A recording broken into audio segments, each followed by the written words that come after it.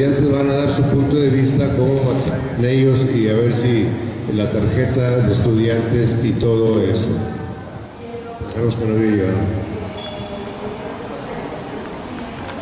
Adelante, por favor.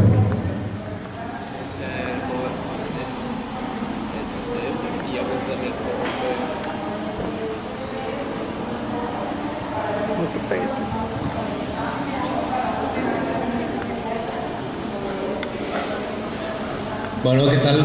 Buenas tardes.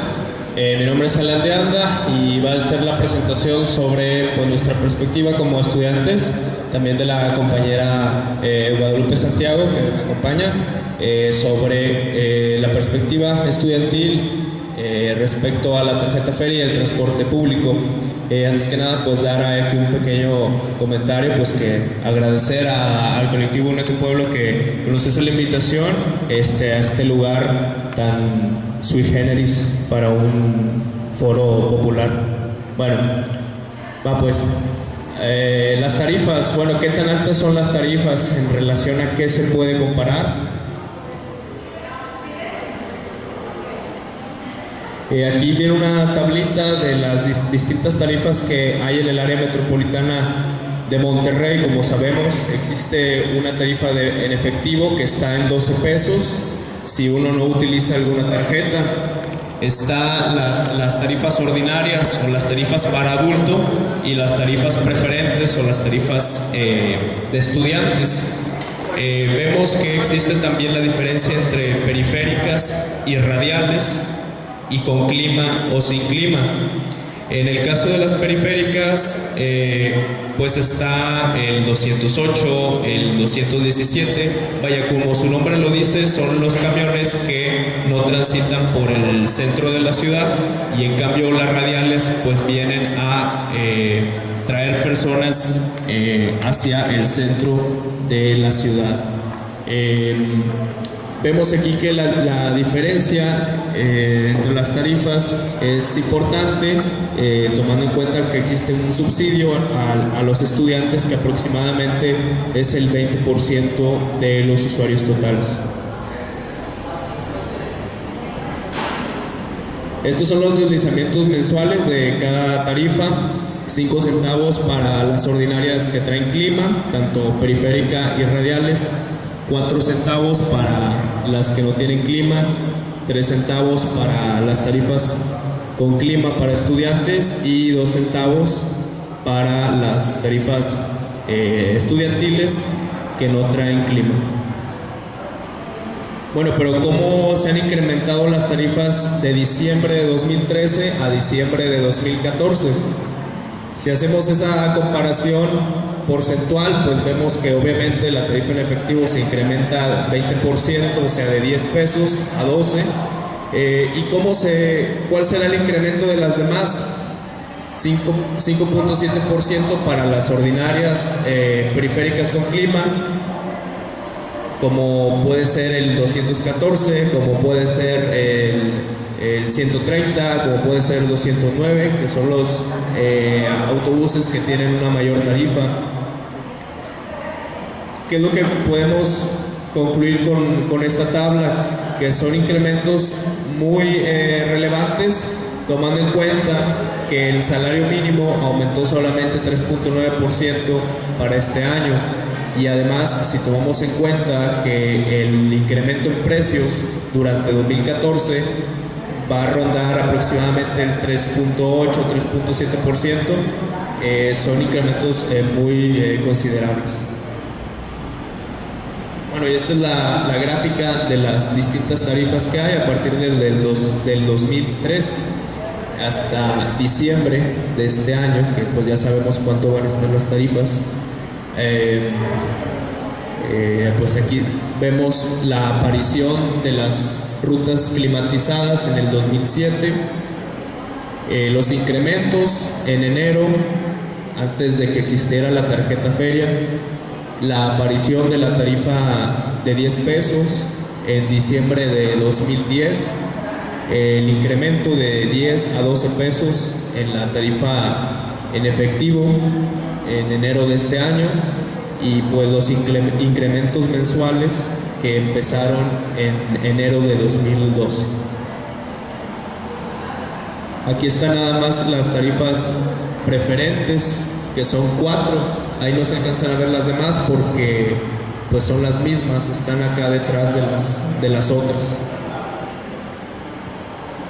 ¿Y por qué se justifica este incremento mensual? Que seguramente es lo que comentaba el doctor Silos, con la fórmula de incremento tarifario, que es una fórmula que busca estimar los costos de los transportistas y cómo lo ponderan con el diésel, con la cotización del dólar. ¿Por qué la cotización del dólar? Porque se argumenta que las autopartes, las refacciones que se adquieren para los camiones, las compran en los Estados Unidos. Luego el índice de precios del consumidor, es decir, el costo de los bienes y servicios, el salario mínimo, porque pues se le paga a los choferes, y un indicador de crédito, es decir, la tasa de interés a la que se solicita un crédito automotriz, en este caso para adquirir nuevas unidades. Entonces todos estos ponderadores se consideran para el aumento de tarifas, cosa que seguramente el doctor Silos demostró que no es así, que no se está justificando el aumento de tarifas en base a esta fórmula que viene en la ley de transporte. El mayor ponderador y el que normalmente alegan los transportistas al momento de incrementar tarifas es el diésel. Y bueno, ¿cómo ha estado el precio del diésel en los últimos años?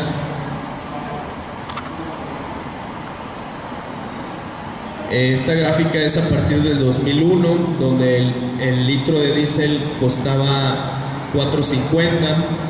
Luego se da el incremento pues casi exponencial a partir de 2010.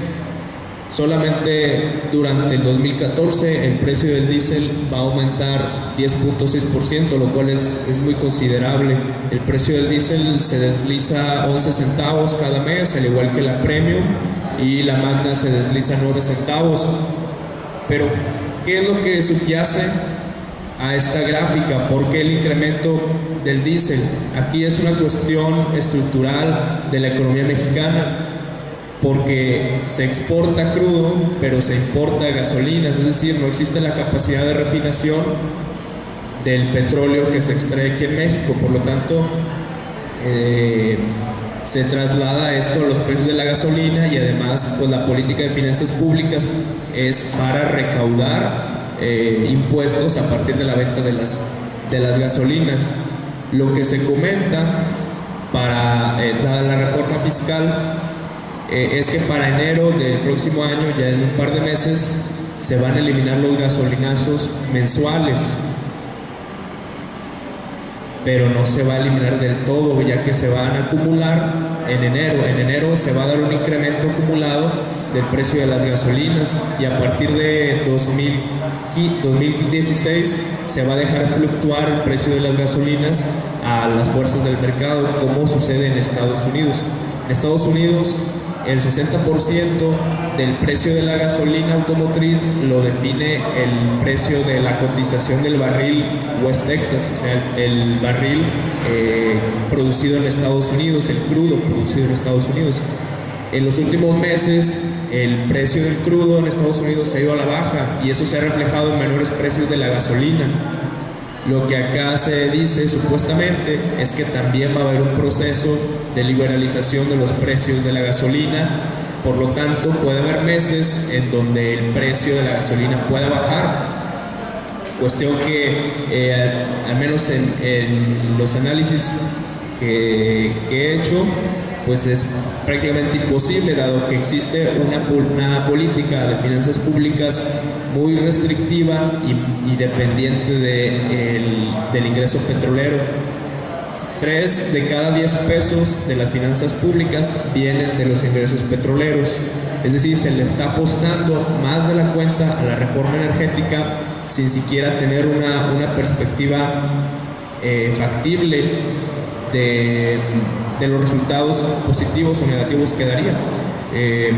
Pero bueno, eso yo creo que merece obviamente una charla más extensa, más detallada, y creo que es todo un tema. también analizarlo desde ese punto de vista, ¿no? Desde los costos. Pero por otro lado, este precio aplica para toda la República Mexicana, de manera que, ¿por qué se justifica que aquí en Monterrey haya un incremento mensual de tarifas y por qué en Guadalajara o en el Distrito Federal o en Torreón no hay un incremento mensual? Algo de contexto laboral aquí en Nuevo León para tratar de medir, de considerar aspectos en el poder adquisitivo. Nuevo León es el estado con la menor tasa de informalidad, es decir, que la mayor cantidad de las personas que trabajamos acá en el estado lo hacemos en el sector formal, es decir, con prestaciones sociales, aguinaldo, seguro social. Bueno, claro, ahí ya depende de cada caso, pero definitivamente Nuevo León posee la mayor cantidad de fuerza de trabajo en el sector formal. 57% de los trabajadores en Nuevo León asegurados en el IMSS percibe de 1 a 3 salarios mínimos. Esto es que casi 800,000 personas ganan de 67 pesos con 29 centavos a 201 pesos con 87 centavos al día, ya que el salario mínimo actual es de 67 pesos con 29 centavos. Bueno, para darle un poquito de rapidez a esto, vamos a pasar al tema de las becas de transporte. Uno de los justificantes para estas becas es precisamente el alto costo que tiene el transporte público en relación al poder adquisitivo de las familias.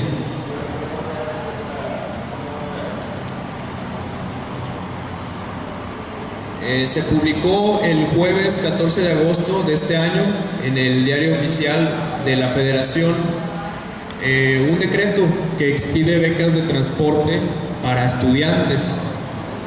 Indica que se otorgará a alumnos inscritos en una institución pública de educación media superior, o sea, prepa o bachillerato, en modalidad escolarizada, que provienen de hogares cuyo ingreso mensual per cápita es menor o igual a los 4 deciles de la distribución del ingreso y que incurren en un gasto para trasladarse de su hogar al plantel que representa una fracción considerable del gasto familiar asociado a la educación del estudiante.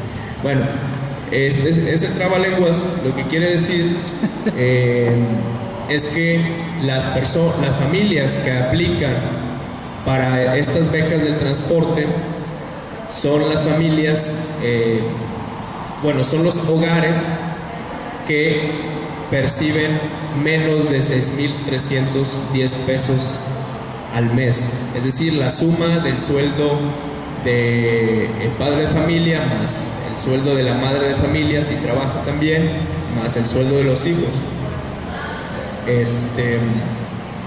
Y bueno, aquí está la explicación de los deciles, ¿no?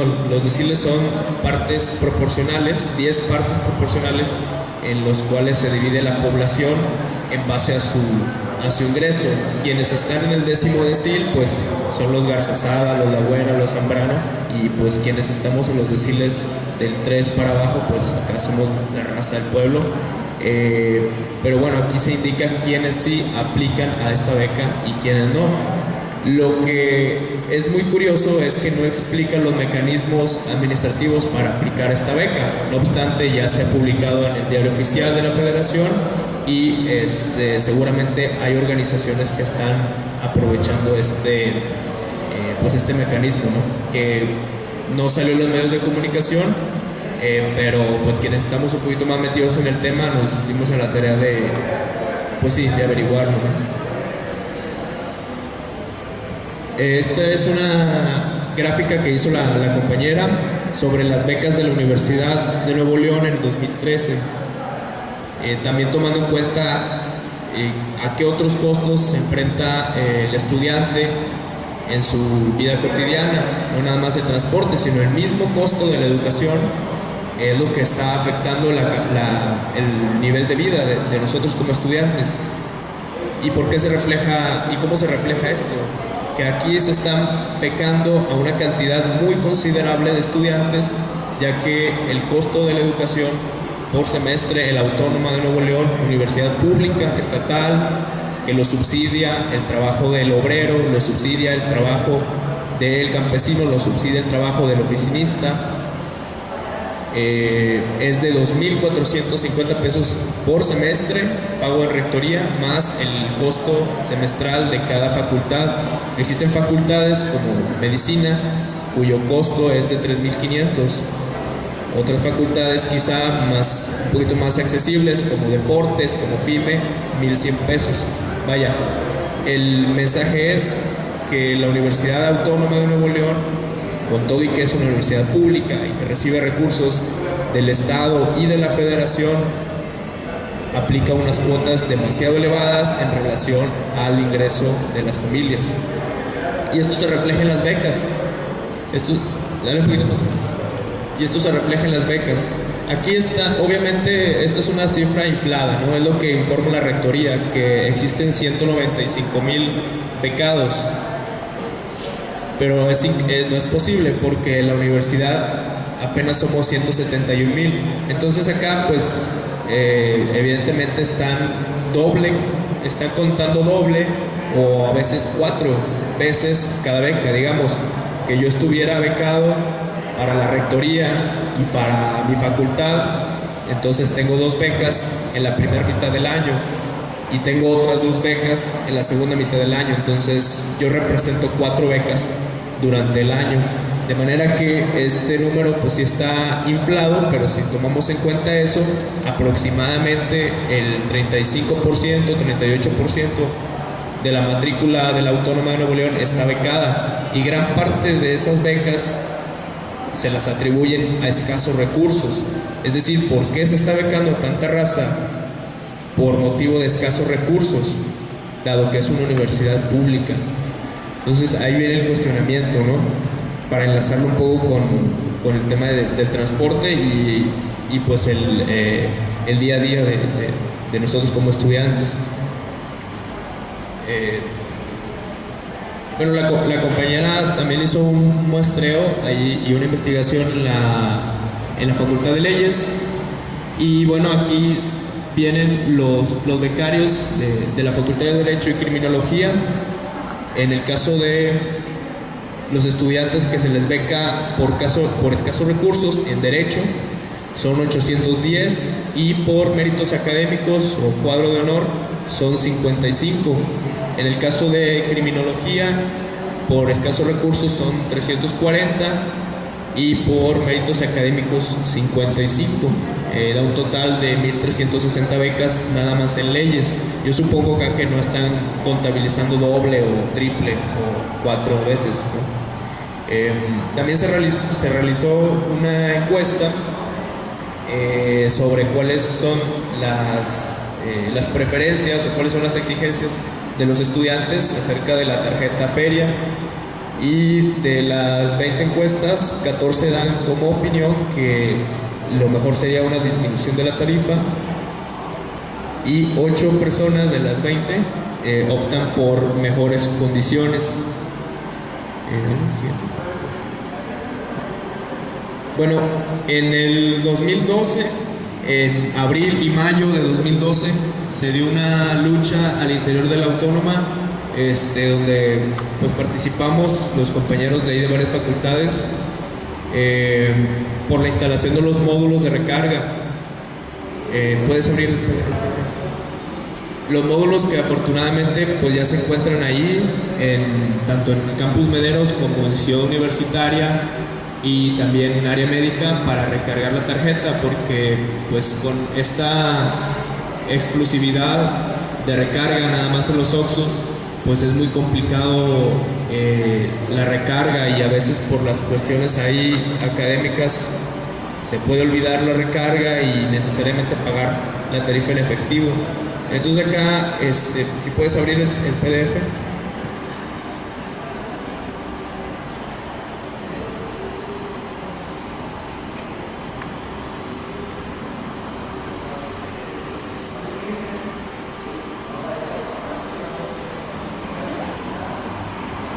puedes poner en la...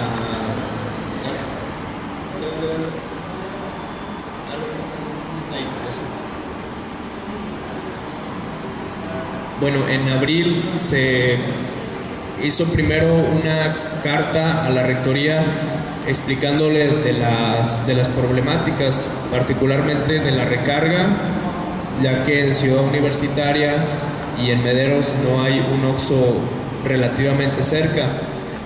Esa es una.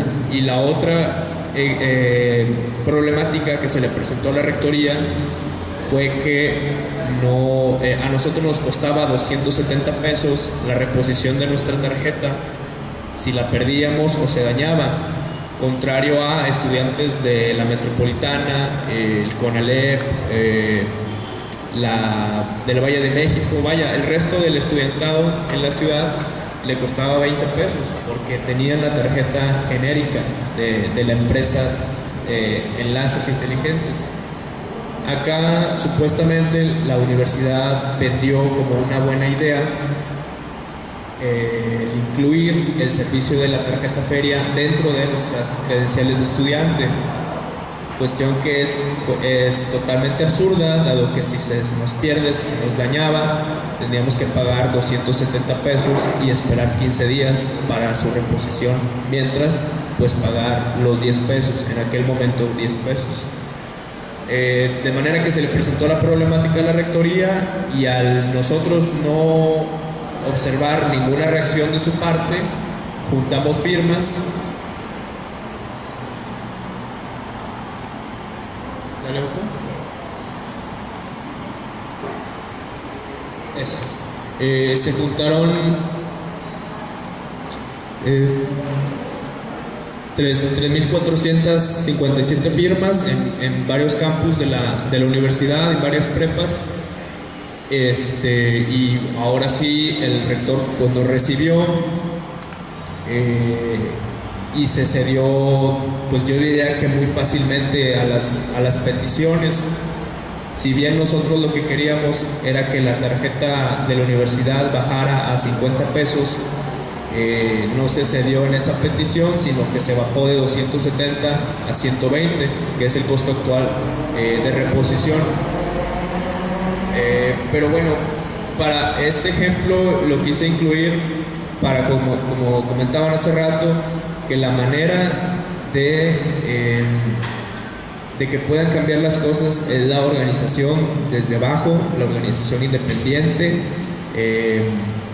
no oficial, porque en aquel momento nosotros no formábamos parte de organizaciones oficiales de la autónoma porque están podridas, como está podrida el sistema político mexicano, de manera que ese es el camino, ¿no? El camino es organizarse desde abajo, de manera independiente, autónoma, y con pequeñas luchas como esta creo que se pueden cambiar las cosas.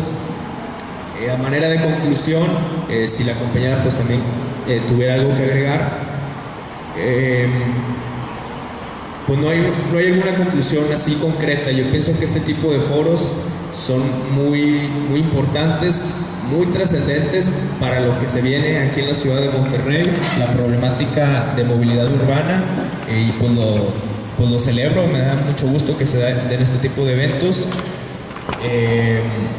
Pero la cuestión de fondo considero que es el tema de los grupos de poder. Difícilmente va a haber algún cambio si no se aborda la problemática desde ese punto de vista.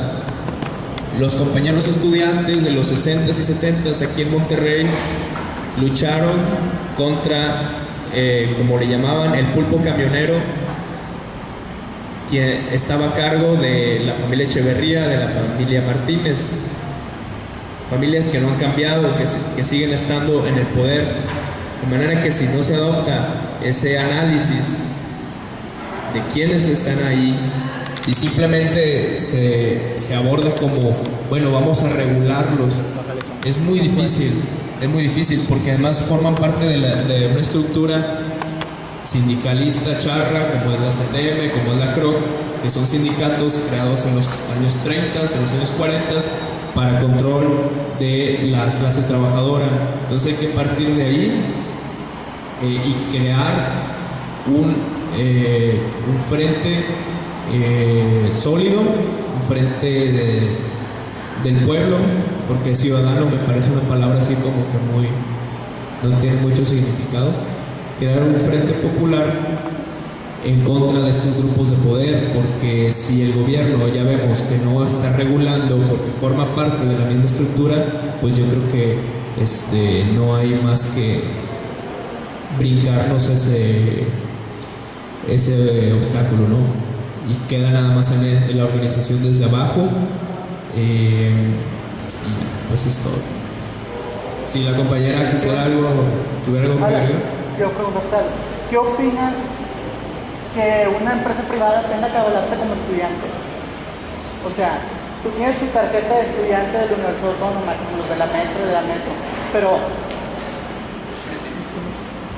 ¿qué opinas que una empresa privada tenga que avalarte como estudiante? Pues si tú tienes tu credencial de estudiante de la Autónoma, pero aún así tú te subes y no traes recarga, tienes que pagar 12 pesos. O sea, tienes que recargarlo para pagar 7 pesos en climatizada. O sea, yo, en mi punto de vista, está mal. Pero tú como estudiante, ¿qué opinas?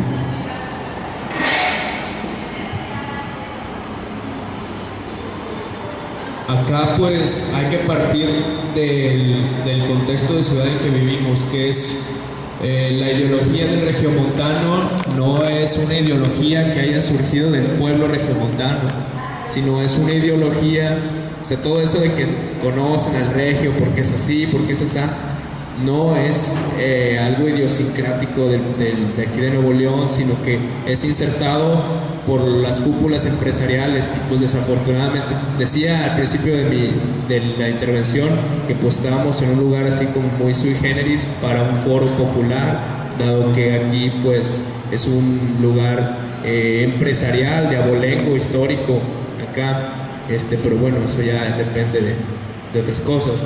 De manera que si no se parte de ahí, por qué existen estos grupos de poder y quiénes los apoyan, y identificarlos, porque partir desde la lucha ciudadana pues es algo muy vago. Acá debe partirse de una lucha clasista, es decir, contra una burguesía que se manifiesta tanto en el sector empresarial como en el sector gobierno, y a partir de ahí generar análisis para la lucha. Claro que estoy totalmente en desacuerdo que haya organismos empresariales que lo regulen. Acá ya no hay un gobierno benefactor como en los 50, 60, que de alguna manera el gobierno todavía tenía cierta esencia de la Revolución Mexicana y servía de árbitro entre el sector privado y entre la población. Acá ese arbitraje del gobierno no existe, sino que forma parte de la misma estructura de poder. Y pues tenemos en los hechos de Ayotzinapa, yo creo que la manifestación más terrible de esa estructura de poder, ¿no? Donde acá ya hay una criminalidad abierta del Estado y de los grupos empresariales acá en Nuevo León. Creo que es terrible que se vaya a dar la militarización del Estado aún más con la policía militar y haya participación del sector privado con la mitad de los recursos para generar un mayor clima de militarización y de criminalización de la protesta también. Eso creo que es muy importante. Ahora, la autónoma tendría que fijar una postura sobre la participación del sector privado en sus actividades, como dices, ¿no? Que si me causaba algún malestar, pues claro, pero vemos que contrario a eso, contrario a decir, bueno, yo regulo la participación del sector privado en la universidad, se abre totalmente y vemos que conforme ha pasado los últimos 5 años, hay una mayor injerencia del sector privado, tanto en recursos, porque está entrando mucho dinero del sector privado hacia la universidad y eso influye en planes de estudios, eso influye en ideología del estudiantado. Y la verdad es que la postura de la rectoría es totalmente dócil al capital pero pues eso es natural, ¿no? De manera que hay que ir generando propuestas alternativas desde abajo y en ese camino creo que se están dando, pues.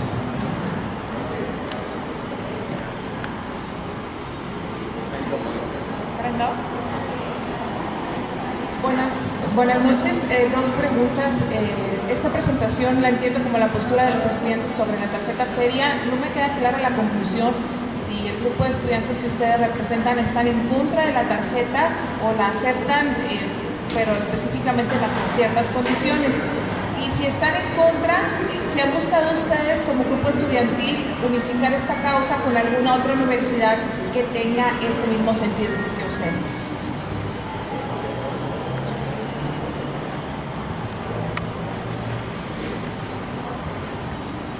Bueno,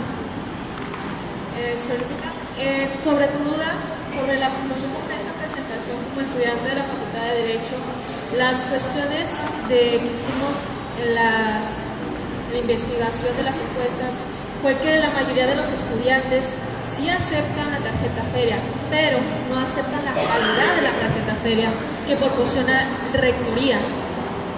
Sobre el comentario que ha dicho el compañero, sí hay molestia sobre los estudiantes de que no lo reconozca el sector privado, que es el transporte, como estudiantes, porque en el momento de que la tarjeta feria deja de funcionar, nosotros tenemos que pagar 12 pesos y no nos admiten ni con la tarjeta o un certificado de estudiantes para pagar la cuota que pues realmente debe ser la correcta para nosotros.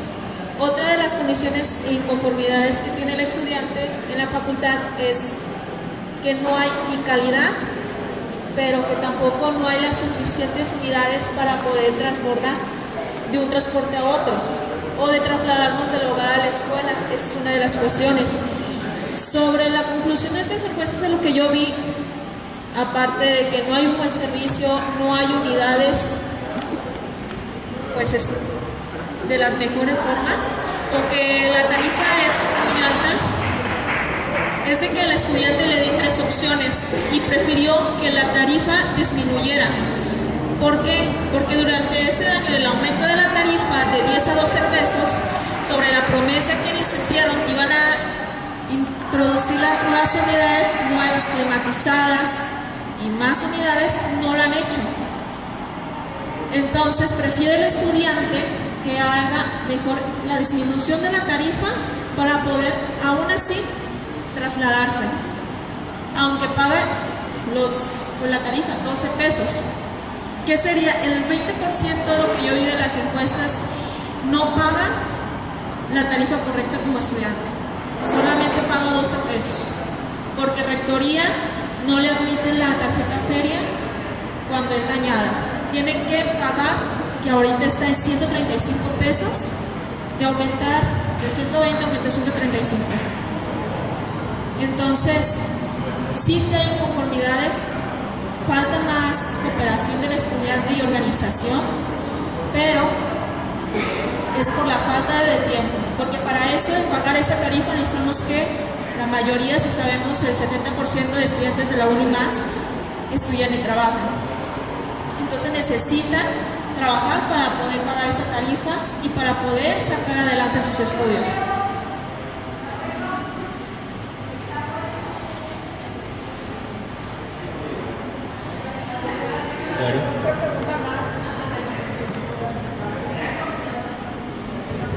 ¿Si han buscado como estudiantes algún acercamiento con la autoridad de transporte en esta materia para que se les mejoren a ustedes las condiciones de la tarjeta feria?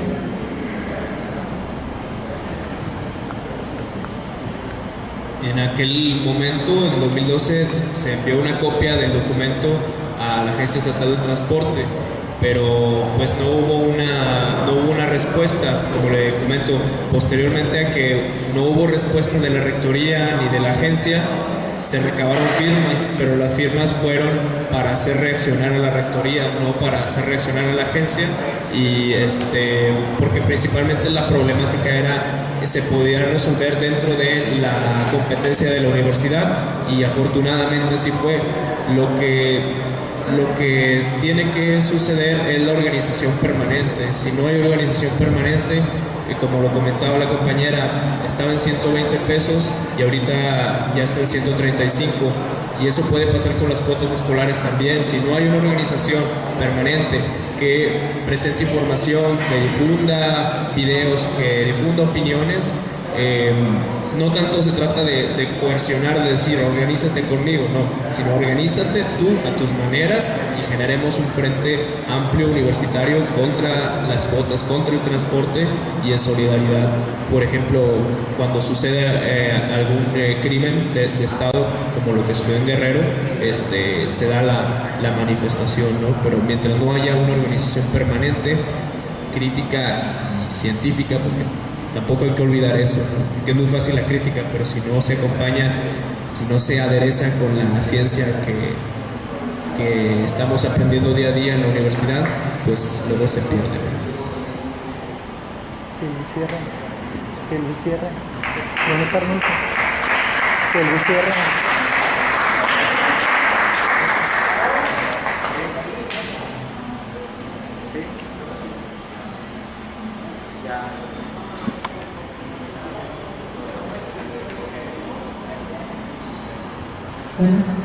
Bueno, solo es un comentario rápido. Yo utilizo también la tarjeta de estudiante y también cada vez que me subo al camión es una angustia para ver si pasa o no pasa, ¿no? Y bueno, yo he visto que, bueno, en algún tiempo vi, ahora ya no, que en los camiones hay pequeños letreros en los que dice que si tu tarjeta no pasa, no pagas la tarifa.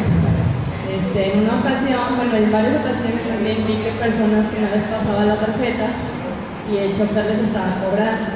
Entonces, pues yo les comentaba que no deberían de pagar porque había un señalamiento que se le indicaba, pero la persona le decía eso al chofer y el chofer se negaba, decía que tenía que pagar la tarifa.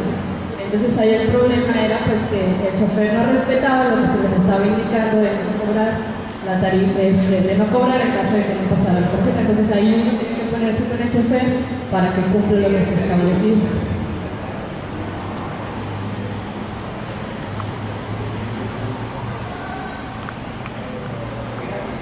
Bueno, durante las manifestaciones de febrero de este año se hacía mucho el énfasis en cuál era la postura de las movilizaciones respecto a los trabajadores del volante, respecto a los choferes, y en ese sentido pues era de comprender su situación, comprender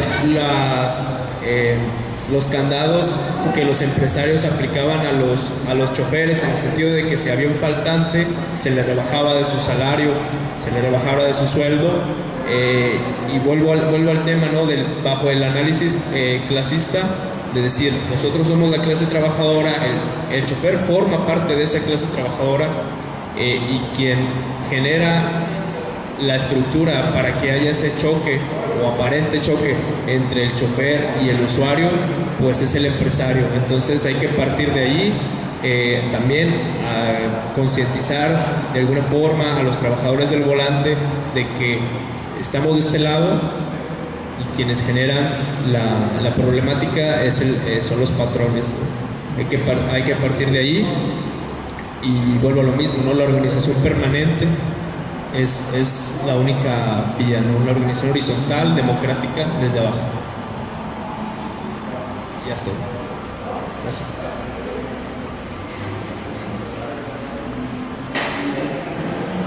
Sí.